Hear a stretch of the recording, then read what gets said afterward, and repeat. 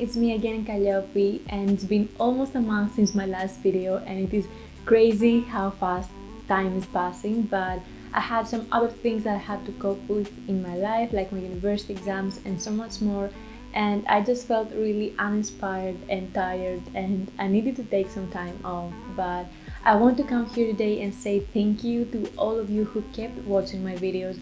I read all your beautiful comments, and I am just so thankful to have you in my life. And I mean, this little family is growing, and I'm so happy, and I just want to say thank you and that you are all so amazing. Now it felt right, so I took out my watercolors and started painting again, and it felt so good. So today I'm gonna show you how I created this watercolor grassy field.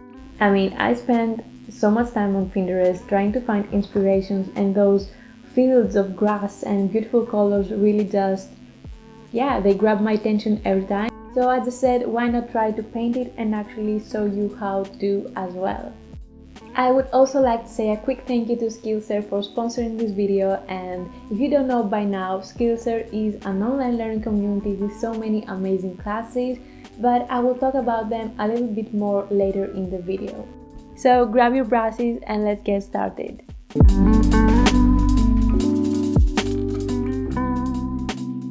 For today's painting, I'm going to use Artsy's cold pressed paper in A5 size, which is by far my favorite paper for watercolors. It is super high quality and it has a very unique feel. And for watercolors, I'm going to use the Kuretake Gansai that I actually own since my very first YouTube video, and I still have them, and I truly believe it is one of the best choices for beginners, price-wise and quality. To start off our painting, the first thing I did was separate my paper into 4 parts, since we have the sky, the far off field mountain, then the middle mountain, and of course the last field of grass that it is supposed to be close to us, so it is the first layer. And because I am marking everything very lightly with my pencil and you cannot really see it, I'm gonna try and add some lines now so you can see it better.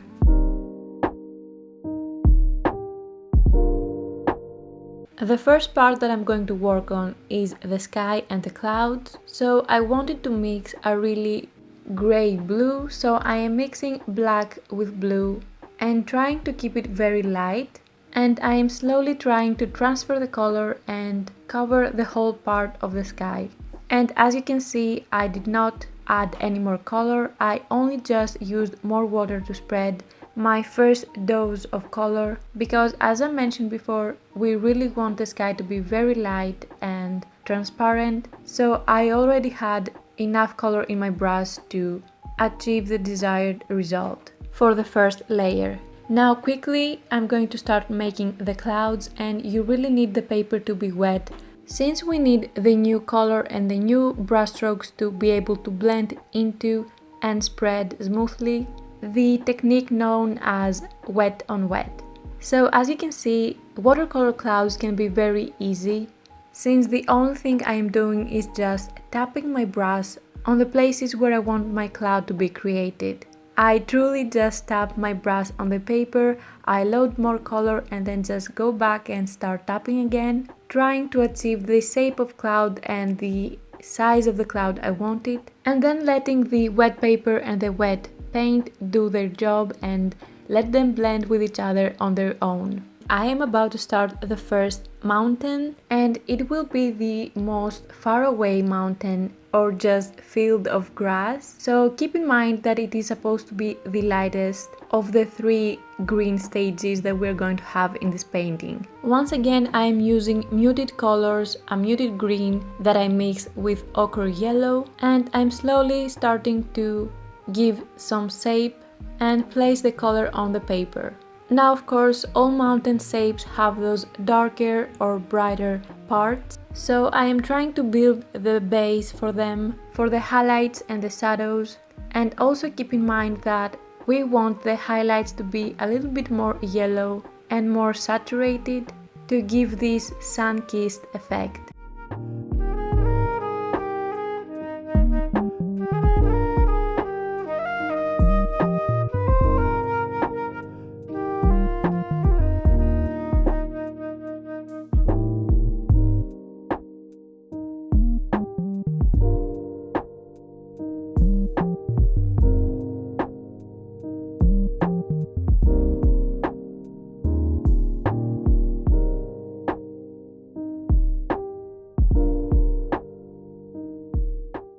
Now starting on the second layer of mountains, I am slowly building the line top that will actually separate the two levels of mountains. And of course we want this second mountain to be a lot darker than the one that it is supposed to be far away and faded. Again, as you can see, I am mixing a lot of greens and browns and black, but everything is still very light, since I generally love to work with layers when it comes to watercolor, because once you go dark, you can never go back.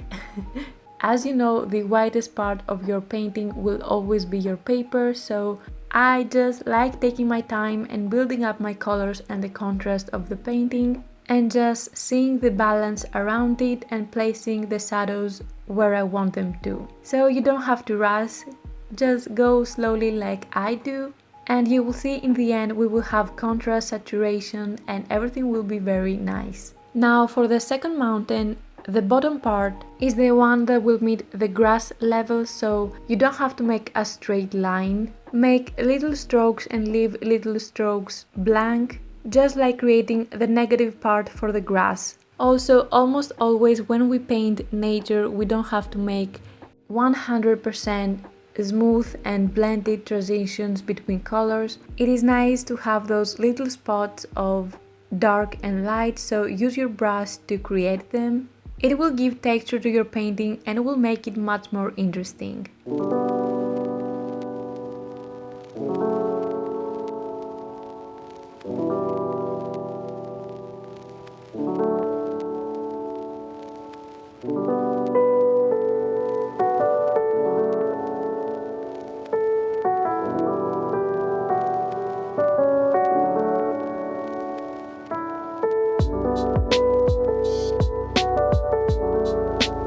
Now what I keep doing is trying to add more and more color to my second mountain and work on my dark parts, because as we all know, mountains are not flat, so you will have those ups and downs that when the sun hits them will make them darker or brighter. I am really having a hard time thinking about mountain parts in my Greek head. I just cannot think the correct English words for what I want to say, but I really hope you kind of understand what I mean and that it all makes a little bit sense to you. Now moving on to the last layer, my camera kind of died, so before adding the color you see, I actually added water on my paper to wet it so I can then again do the wet on wet technique and make my color fade and spread. This first layer of grass, it is supposed to be very faded and blurred. And the best way to do this is by keeping your paper wet while adding your colors. And since we're trying to replicate the feeling of grass, as you can see, I'm doing small hair stroke, little curved lines,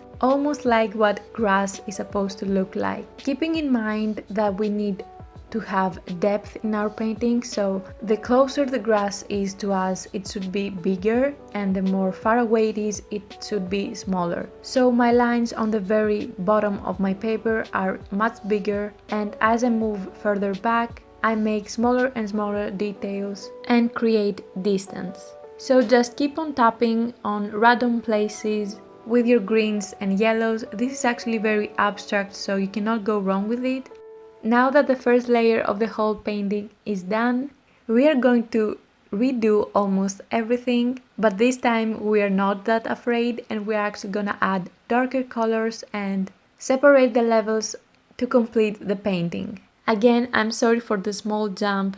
All I did is just add darker and more green to my second mountain, and this part is supposed to be the darkest part, so I'm not afraid and I'm actually using black and doing small taps and hiding abstract shapes into my mountain that in the end will give the texture and the complete look of something real. I also create a small line as a road and to actually give more structure and shape to my mountain. Then again, it is just a matter of placing color and different shades of green to give it more life.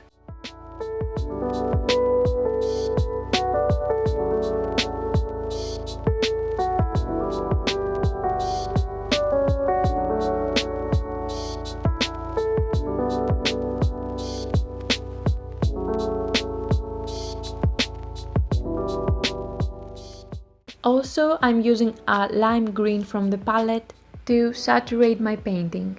Also, I should mention that I know that the title says easy watercolor tutorial, and I truly believe that if you try it enough and give it enough time, you can actually create a beautiful painting. And my general goal is to show you guys paintings that look very hard, but if you actually break them down into steps and with a little bit more practice, they will challenge you, but in the end you will achieve a really beautiful painting. So this is a small disclaimer for all of you people who say that my easy tutorials are not easy, but it is my way to encourage you to do so, to try harder and to not be afraid or intimidated by the final result you may see in the opening parts of my videos. Also, I know that I'm not perfect, so my way of trying to teach you sometimes may not make sense, but I'm trying my best to get better and better, and I also try to make this video even longer to have more time to explain to you what I'm doing, and I hope this helps you. So yeah, I would always love to hear your thoughts and opinions, so yeah, please let me know in the comments down below what you think about this video and if there's something I should change or make better for you. Before I continue with the tutorial, I want to just quickly talk about SkillSir, and you have heard me talk about them a few times by now, and I truly stand for their platform and their online learning community because of all the great classes they have about digital art, fine arts, illustrations. I mean, any skill you can think of that you want to improve or start on, they probably have a class on it. One of the classes I really enjoyed lately is these botanical illustrations by Sarah. She uses watercolor and gouache to paint beautiful botanical scenes inspired by the everyday world, but with a magical twist. In her class, you will learn how to mix colors, create layers for depth and texture, and of course, as any class in SkillSir, you will be asked to create your own project through the class and actually practice what you've learned. And you also get to share your project with all the other students and the creator. Premium memberships gives you unlimited access to all the classes in SkillSir, and the annual subscription is less than $10 per month. But the sweet thing about it is that the first 1,000 people who click the link in the bio will get 2 months of free trial. Thanks again to SkillSir for supporting my work and this channel, and now let's get back to finishing the tutorial.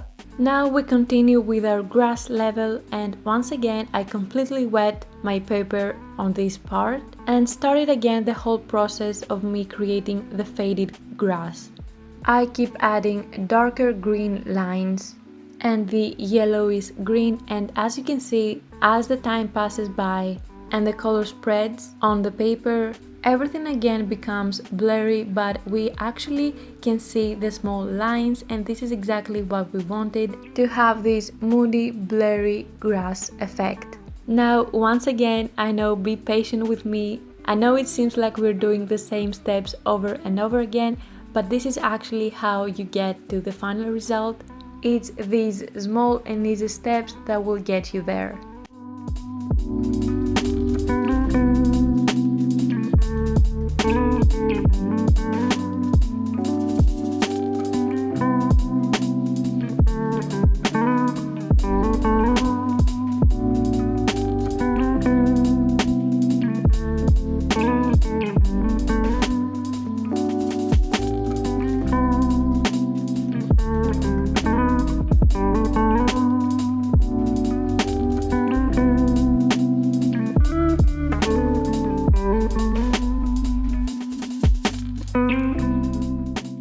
So once again, now we're using an even darker green and we're creating our grasses again.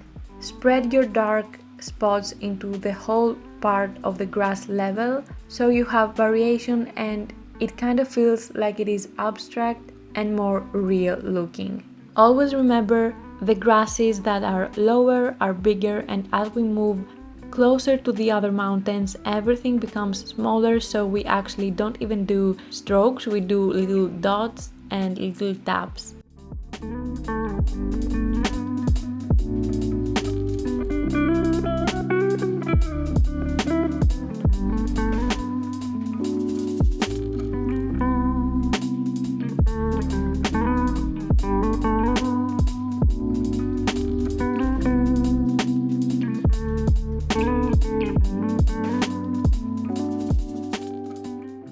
And then after you place your darker parts, it is now time to add the mid-tone, so you take your lighter green and start placing it around your darker ones, trying now to cover the whole area.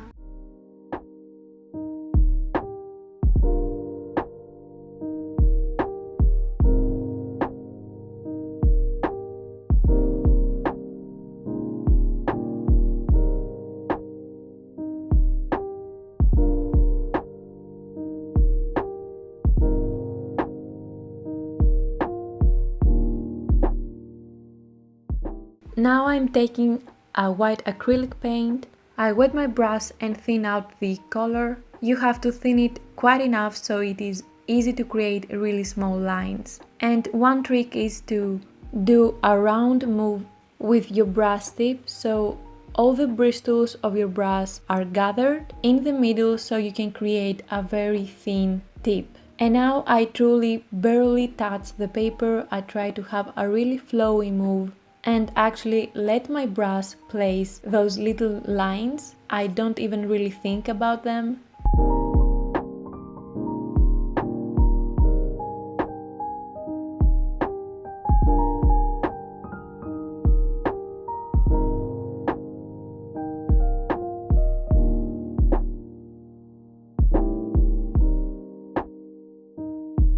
And now we move to almost the last part of the painting, which is so easy, but it will make such a huge difference, and I just always love doing it, which is glazing.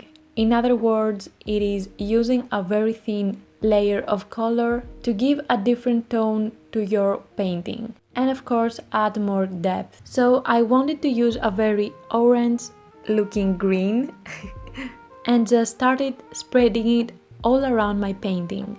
And you can clearly see how amazing this simple move is and what a great difference it makes, transforming the whole painting. Also, of course, you can add also small details in places you think they are needed.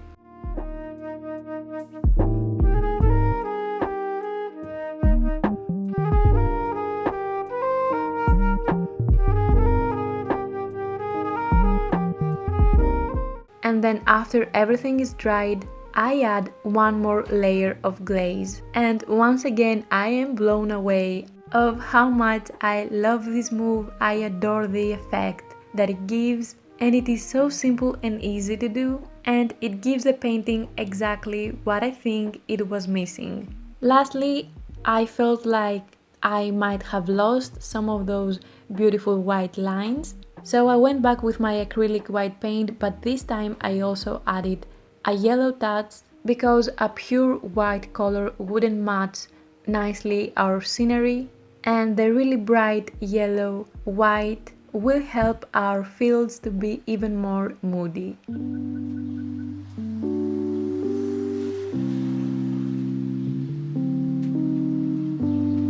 And this was it. Our painting is actually done.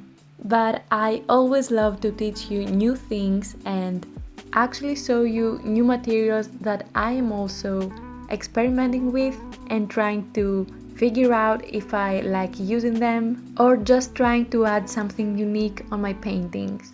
And I am a person that just loves texture, and watercolor as a medium can be very flat, but I actually discovered this aqua pasta by Winsor & Newton that you can use with watercolors and gouache, and it is a thickening medium that can give your watercolor body.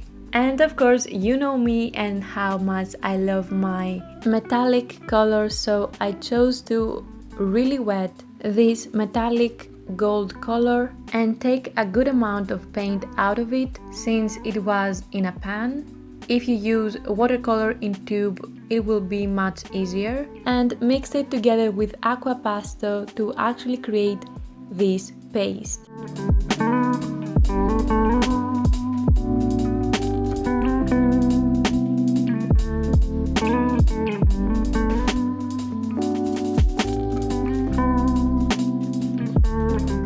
I did a small test on a white paper to see how it was actually looking, and since I really liked it, I moved on and actually added on the painting. and the idea behind it is giving a small part of the grass level some extra texture and body and make it pop out of the paper so you can actually touch it and feel it, but also have a really soft glow. I took a very expensive artist tool, which is called toothpick, and then just placed a small part of the paste, and then by just doing some scratches and lines, I tried to give the grass effect. And look at it, I mean, I truly love how it is looking. Once again, it is something that I feel like it made this painting even more unique, and probably you can do the same thing with just a thick layer of paint or just acrylic. I am pretty sure it will have the same effect like this aqua pasto. Since my layer and my thickness is very small, and by just using a lot of paint from a tube, you will have the same result. And now, yes, I can finally say that I am done. I really love how it turned out. I'm just in love with the whole feeling of this scenery, and I truly hope you do too. So please just let me know your thoughts. I truly can't wait to start reading your comments. Also, I would like to let you know that this original piece will be up on my Etsy shop for anyone that would like to give it a home. It is the best feeling ever knowing that someone out there has this little painting created by me. It just truly makes my whole life, and just thank you to anyone who has been shopping through my Etsy shop. It means everything. And this was the tutorial. I really hope you found it useful and that you learned something. And if you do actually recreate it, please come to my Instagram account at Kalliopi Lyviaki, tag me and show me what you create. I just love seeing your creation. Thank you so much for being here. If you like this video, please don't forget to subscribe and hit the like button since it helps so much. And until next time, have a super duper day. Bye! Bye!